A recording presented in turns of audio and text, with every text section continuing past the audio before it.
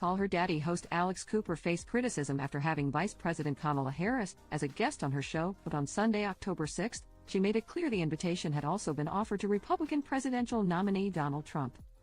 Cooper said she had already reached out to former President Donald Trump to be on the show, before confirming again that if he wants to have a meaningful and in-depth conversation about women's rights in this country, then he is welcome on Call Her Daddy anytime. While her podcast doesn't usually focus on politics, Cooper said it was important for her to discuss women's rights on her show since it was a significant topic of conversation as the 2024 election approaches. I talk about topics like mental health, relationships, sexuality, trauma.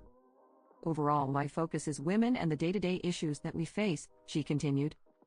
At the end of the day, I couldn't see a world in which one of the main conversations of this election is women, and I'm not a part of it. I'm so aware I have a very mixed audience when it comes to politics, so please hear me when I say my goal today is not to change your political affiliation, she told her listeners. During the interview, Harris complimented Cooper for not being afraid to talk about issues for women that aren't often so openly discussed. I think you and your listeners have really got this thing right, which is one of the best ways to communicate with people is to be real and to talk about the things that people really care about, the vice president said. Harris also took a moment to address Sarah Huckabee Sanders' recent comments on the VP not having biological children, to keep her humble. Family comes in many forms, and I think that increasingly all of us understand that this is not the 1950s anymore, Harris said. Families come in all kinds of shapes and forms, and they're family nonetheless.